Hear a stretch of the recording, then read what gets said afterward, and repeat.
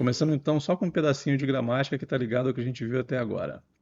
Grammar, verb be. Pois é, por mais que a gente varie bastante as abordagens, o jeito de ensinar inglês, acaba que o verbo to be é o primeiro mesmo que aparece na cena para a gente explorar. Isso não é necessariamente um problema. Espero que os cursos anteriores não tenham batido demais na tecla do verbo be, porque a gente vai começar por ele. Isso supondo que você seja um false beginner. Well, vamos lá então. Esse verbo aqui, o verb be, está sendo usado nesses exercícios aqui que a gente tratou em duas pessoas diferentes. Quem são as pessoas? Já que eu estou falando de pessoas. Lembrando a gramática que a gente usa em português também, a conjugação dos verbos depende da pessoa do discurso, a pessoa que está falando. Então, se sou eu, primeira pessoa que estou falando, eu, I, in English, ok? Quem manda no discurso, quem manda na conversa, quem puxa a conversa é a primeira pessoa. Se eu estou falando com você, você que está falando comigo nesse momento, pelo menos de maneira simulada, é a segunda pessoa do discurso. Você, you. E se nós estamos conversando a respeito de uma outra pessoa que não está nesse ambiente, que não está envolvido nessa conversa, ainda que esteja perto, essa outra pessoa é a terceira pessoa.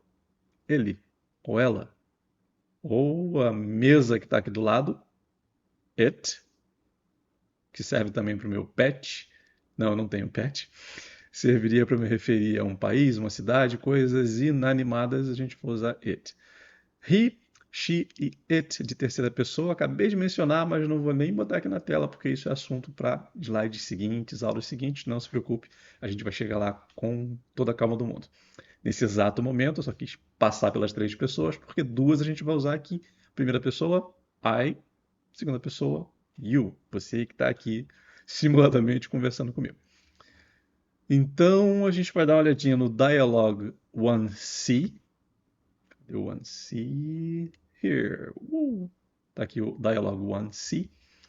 Para a gente conseguir completar essa chart que está aqui em azul.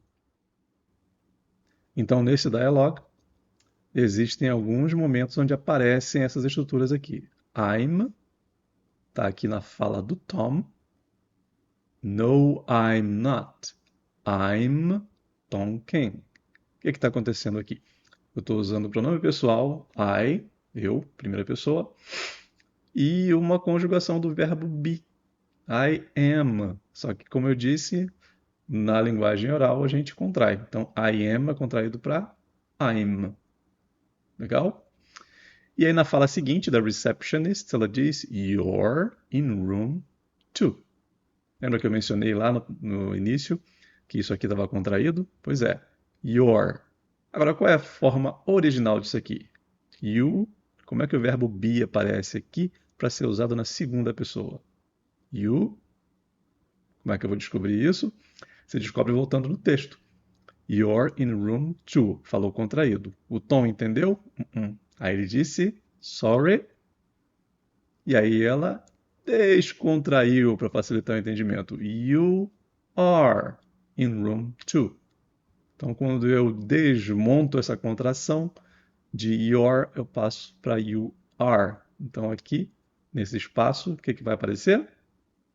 You are.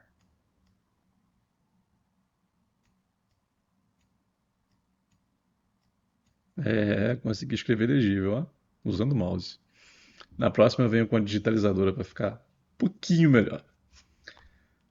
Mas é isso. Então, esse exercício de gramática simplesmente para a gente ser apresentado as formas mais simples de conjugação aqui do verb be no presente do indicativo. Olha aí, referências à nossa gramática em língua portuguesa. Então, no presente, no simple present em inglês, seria o tempo verbal equivalente. Ok? I'm equivale a I am.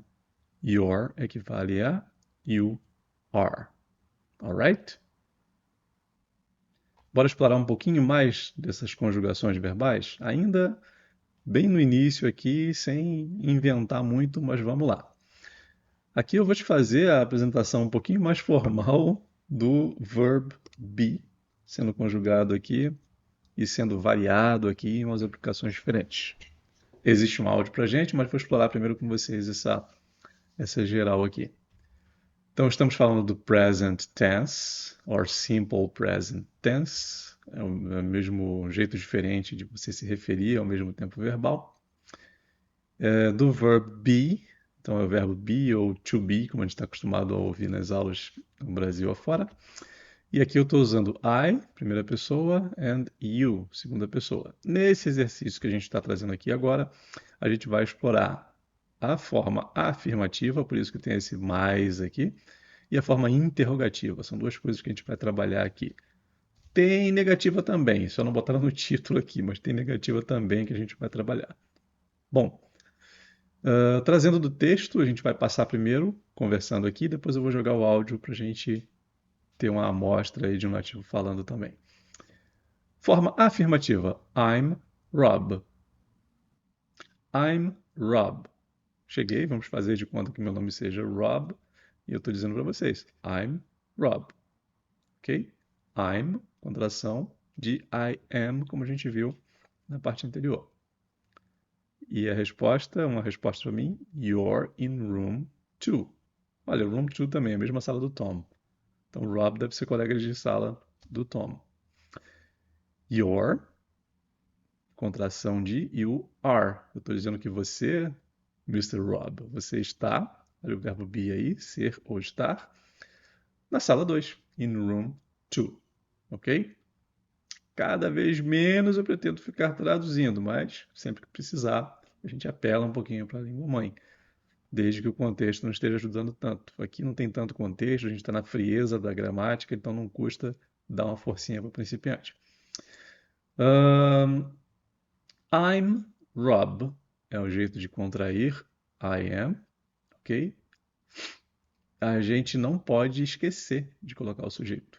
Então, o I tem que estar aqui. Em português, espanhol, outras línguas latinas, a gente consegue omitir o sujeito. Sou Gesiel, sou João e por aí vai. Em inglês você precisa do sujeito. Então, I tem que estar aqui. I'm Rob e não esse I minúsculo aqui. I, mesmo que esteja no meio da frase, quando ele representar a pessoa, eu, ele vai estar ali maiúsculo. Nem tem palavra em inglês que seja um I minúsculo sozinho no meio da frase. Então, I, eu, I maiúsculo, mesmo que seja no meio da frase. Já já tem um monte de exemplo com ele aqui. Seguindo em frente, então, para interrogativa. Am I late? E aí, o que a gente vê de diferente aqui? De I'm Rob ou I am Rob para am I late? Na afirmativa, eu tenho uma sequência sujeito, verbo, e nesse caso aqui um complemento. No caso do verbo be, vai ser tudo complemento. Na interrogativa, as coisas mudam. Olha aí, o verbo que era a conjugação do verbo que era am aqui, né, descontraído, ela vai pular para o início da frase. Olha aí, na interrogação, am I late? E a entonação de voz também muda. Outra pergunta aqui embaixo, are you Holly? É você que é a Holly? O verbo veio para o início. O sujeito, pronome pessoal do caso reto you, segunda pessoa, veio aqui para o meio. E Holly no final. Ok? Então, primeira novidade com a interrogativa, o verbo vem para o início. O sujeito está aqui, não pode esquecer. Em português, você até tiraria o sujeito numa pergunta rápida. Estou atrasado, professor? Gostou da informalidade? Pois é. Mas em inglês, não. O sujeito tem que estar lá. Tá bom? Am I late? E uma resposta, yes, you are. You are what? Tô o quê? Essa aqui é uma resposta curta e é uma prática muito, muito, muito comum, é correto? É o cotidiano da língua inglesa você responder com respostas curtas, onde você... O cotidiano é forte, é o comum de acontecer. No dia a dia, a informalidade engole tanta palavra que a gente acaba não dizendo tudo que tem a dizer. Mas o correto é você dar uma resposta curta. Yes, you are. Você não precisa dizer yes, you are late, porque a pergunta foi sobre late, sobre estar ou não atrasado. Não. As respostas que a gente vai trabalhar serão respostas curtas. Yes, you are. É suficiente para não deixar nenhuma dúvida no que foi perguntado. Então, se a resposta é afirmativa, yes. Se a resposta é negativa, olha o x do negativo aqui, no. No negativo também tem resposta curta. Então, na afirmativa, a resposta curta, yes. You. Se eu perguntei am I e eu estou falando contigo, você vai responder you, apontando para mim. Não precisa apontar o dedo para mim, não, só para entender aqui. Então, yes, you are. Ok? Então, you, pronome pessoal, é o papel do sujeito aqui. Are, eu repito o verbo. Então, eu preciso, na resposta curta, repetir o verbo que eu usei. Tá bom? Se eu vou responder negativo, no, you aren't. Olha uma novidade aparecendo aqui. O que esse N com esse apóstrofo, esse T estão fazendo aqui? Mais uma vez, contração. Uma resposta curta sem contração seria no, you are not. Mas é correto, é comum a gente contrair. Tá bom? No, you aren't. Ok? Aren't. Na pergunta de baixo, are you Holly? Então eu vi alguma pessoa chegar, perguntei para essa pessoa, are you Holly? A pessoa me responde, yes, I am. Então, de novo, yes para dizer que é afirmativa, I, o sujeito tem que estar lá, am, conjugação do verbo be, na primeira pessoa, porque eu estou usando I, tem que ser com am. Se fosse you, seria com are. Só esse o foco nesse exato momento, falando de verbo be. E se a pessoa não é a Holly, como é que faz? No, I'm not. Essa contração a gente já viu. I'm Rob. O not chegou aqui e não teve com quem contrair. Então, se eu estou usando you, eu vou contrair o not com o verbo. Se eu estou usando I, eu não vou contrair o not com o verbo. Eu vou dizer no, I'm not. Questão de estética, fonética, etc. Não dá para fazer um I am, fica muito estranho. Isso a gente vê em qualquer língua, que por vezes você não tem uma lógica muito robusta para justificar uma construção, mas você tem o som. Não fica legal de ouvir. E por não ficar legal de ouvir, o correto é você não contrair am com not, pelo menos quando você está aprendendo, entendendo, estudando e falando o inglês, digamos que o inglês formal. Vamos chamar de formal. Existe uma variação de contração na primeira pessoa, que eu nem vou entrar no mérito agora, não está no escopo, mas num momento qualquer a gente traz à tona aí.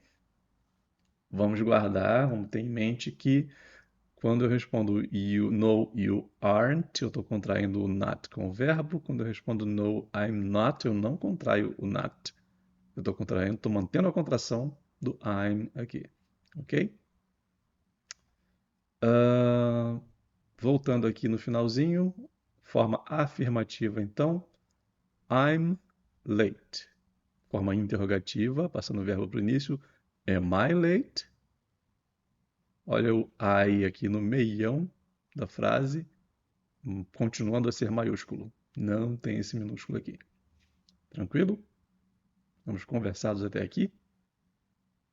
Vamos ao áudio então. O exercício é listen and repeat, ok? Então, para cada example desse aqui, vai ter um tempinho para você repetir aí. Se ficar atropelado, pausa o vídeo, repeat and play it again, ok? Depois que repetir, toca o vídeo de novo. Então vamos lá, sumindo e deixando você à vontade. 1.5. I'm Rob. You're in room 2.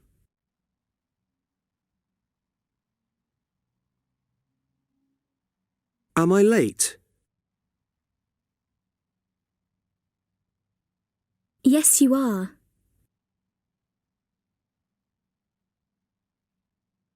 No, you aren't.